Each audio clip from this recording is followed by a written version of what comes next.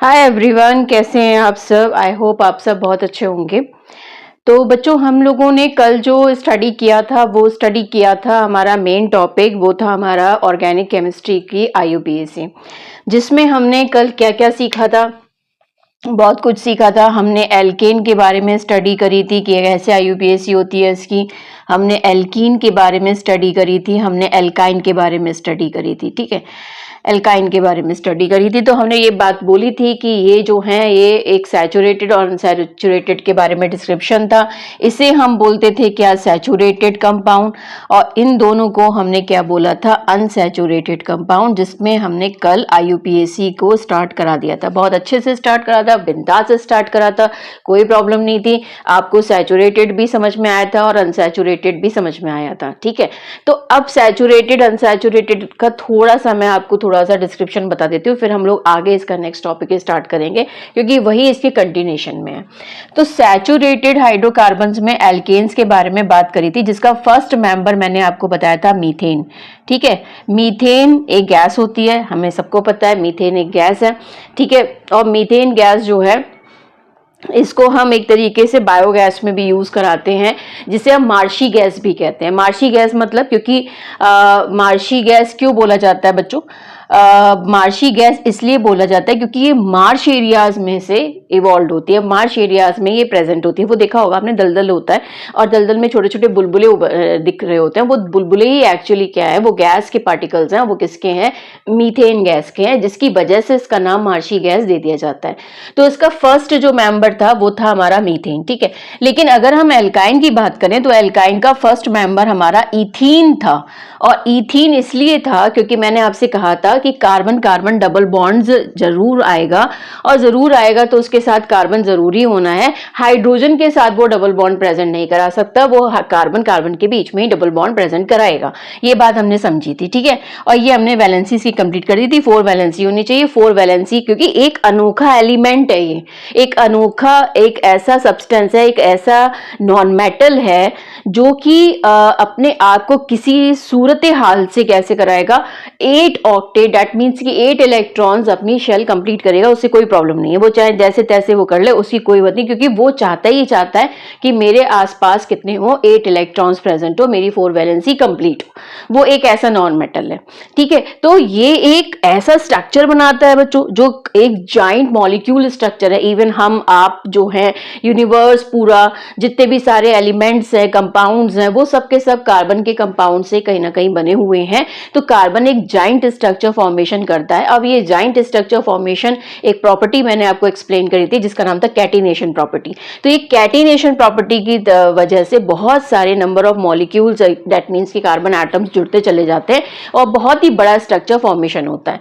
तो याद रखने वाली बात यह है कि जो इथीन मॉलिक्यूल है वो फर्स्ट मेंबर है एल्कीन का। और आपको एक मैं बात बता दूं कि जितने भी ये आपके राइपेंड एग, आपके फ्रूट्स वगैरह होते हैं, राइप फ्रूट्स जिन्हें आप कह सकते हैं, तो ये राइप फ्रूट्स जो होते हैं वो यहाँ पर इसकी वजह से ही होते हैं। क्योंकि अगर हम उसे एक तरीके से बोल दीजिए कि केमिकली हम उसको राइप करवा रहे हैं, तो हम क्या करेंगे, इथीन को उसमें इन्वॉल्व करेंगे और वहां पर वो फ्रूट्स जो है वो राइप, जैसे बनाना हो गया, मैंगो हो गया, इनमें कहीं ना कहीं इसका एग्जिस्टेंस रहती है। तो मेरे कहने का सीधा सीधा बच्चों यहाँ पे ये मतलब है कि आपको एल्कीन का फर्स्ट जो मॉलिक्यूल है वो क्या याद रखना है, इथीन मॉलिक्यूल याद रखना है। और दूसरी बात क्या याद रखनी है कि आप जब भी कभी स्ट्रक्चर फॉर्मेशन करेंगे, सपोज मैंने यहाँ पे एक 5 कार्बन की चेन ले ली और मैंने यहाँ पर इसका फॉर्मूला क्या होता है, CnH2n होता है। ठीक है, ये पता है, CnH2n हम लोगों ने बात करी थी। तो क्या स्ट्रक्चर बन जाएगा, C5H2 × 5, यही तो बनेगा, C5H10 हो गया इसका। ठीक है, तो वैलेंसी कंप्लीट करा दो। लेकिन क्योंकि ये डबल बॉन्ड है तो मैंने आपसे कहा था कि या तो आप फर्स्ट कार्बन टर्मिनल कार्बन्स को क्या रखिए, डबल बॉन्ड की प्रेजेंस रखिए, आप बीच में कहीं सेंटर में इसको लेकर मत आइए, अदरवाइज यहाँ पे आईयूपीएसी चेंज हो जाएगी और उसकी आईयूपीएसी चेंज होगी तो उसका स्ट्रक्चर जो है वो भी हमें बताना पड़ेगा। ठीक है, तो अभी हम लोग ये बात नहीं करेंगे क्योंकि अभी ये क्लास में नहीं है आपके। आप जस्ट ये बात याद रखिए कि आपको अपना डबल या ट्रिपल बॉन्ड जो लगाना है वो आपको टर्मिनल कार्बन, दैट मीन्स 1 पे ही लगाना है। तो यहाँ पे हमने ये डबल बॉन्ड लगा दिया, यहाँ लगा दीजिए या यहाँ लगा दीजिए। ठीक है, अब C5H10 है, इसका मतलब कि 10 हमारे पास हाइड्रोजन होंगे, तो 2 ये हो गया, 1 ये हो गया और 1 हमारा ये हाइड्रोजन हो गया, टोटल 2। तो 1 2 3 ये 4 हो गया, 1 2 3 और ये 4 हो गया, 1 2 3 4 ये हो गए, 1 2 3 ये हमारे पूरे कितने हो गए, 10 हो गए। देखिए टोटल 10 हमारे पास हो रहे हैं, 1 2 3 4 5 6 7 8 9 10, टोटल हमारे पास 10 यहाँ पर हाइड्रोजन प्रेजेंट है। अब जो भी यहाँ पर स्ट्रक्चर्स इसके आगे फर्दर बनेंगे, चाहे आप डूडेकेन कर लीजिए, किसी भी उसमें ले आइए, तो ये हमने यहाँ पर फॉर्मेशन करा दी। ये हमारा फर्स्ट मॉलिक्यूल हो गया, that means first compound alkene family का। और दूसरा हमने ऐसे ही फर्दर आपको जो याद रखना है वो डबल बॉन्ड की प्रेजेंस आपको फर्स्ट कार्बन पे ही लगानी है, ये बात आप याद रखेंगे, ठीक है। अब नेक्स्ट बात क्या सीखनी है हमें? अब नेक्स्ट बात हमें ये सीखनी है कि आप जब भी एल्काइन के बारे में बात करेंगे तो देखिए फर्स्ट मेंबर इसका क्या था, फर्स्ट मेंबर अगर मैं इसका चेक करूं तो इसका नाम था इथाइन, है ना। और इथाइन को हम लोग एसिटिलीन भी कहते हैं, एसिटिलीन भी कहते हैं बच्चों, ठीक है, एसिटिलीन भी है ये, इसको आप एसिटिलीन भी नाम दे सकते हैं। इसमें भी जो आपका फर्स्ट कार्बन है दैट मीन्स कि C2H2 इसका फॉर्मूला होगा, आप ऐसे बना लीजिए, इसका क्या होगा CnH2n-2, तो Cn ये C2 हो गया, H2 × 2 -2, तो C2H 2 2 4 -2 2 आ गया। तो ये ट्रिपल बॉन्ड आपने ये यहाँ पे लगा दिया, ये वैलेंसी कंप्लीट करा दी, हाइड्रोजन इधर लगा दो, एक हाइड्रोजन इधर लगा दो, ठीक है, क्योंकि दोनों कार्बन की वैलेंसी कंप्लीट होनी चाहिए। तो इस तरीके से कल हम लोगों ने ये डिस्क्रिप्शन दिया था। दूसरी बात हमने ये भी सीखी थी कि जो भी कभी कोई कंपाउंड होगा, सपोज मैंने यहाँ पे 6 कार्बन ले लिए, अब ये क्या हो गया, हेक्स हो गया, हेक्स मतलब 6 कार्बन। अब ट्रिपल बॉन्ड हमें लगाना है तो मैंने फर्स्ट पोजीशन पे ट्रिपल बॉन्ड लगा दिया, ये वैलेंसी मैंने कंप्लीट करा दी। क्या बन जाएगा स्ट्रक्चर इसका, C6 और H12, यही बनेगा C6H12, बिल्कुल बनेगा।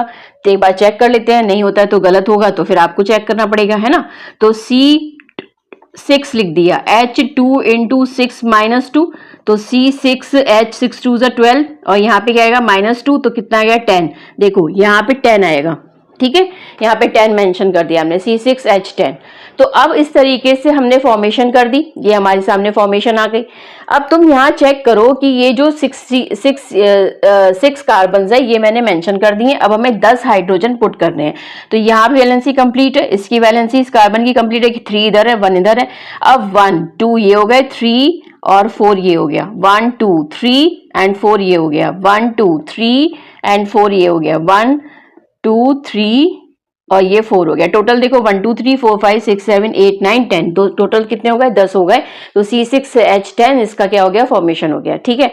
अब बच्चों ये बात आपको क्लियर हो गई होगी कि भैया एल्केन, एल्कीन, एल्काइन को हमने कैसे डिफरेंशिएट करना है, डबल बॉन्ड ट्रिपल बॉन्ड कहाँ पे पुट करना है, और कैसे इसकी IUPAC को हमें आगे फर्दर अटेंड करना है। अब इसमें जो फर्दर नया कॉन्सेप्ट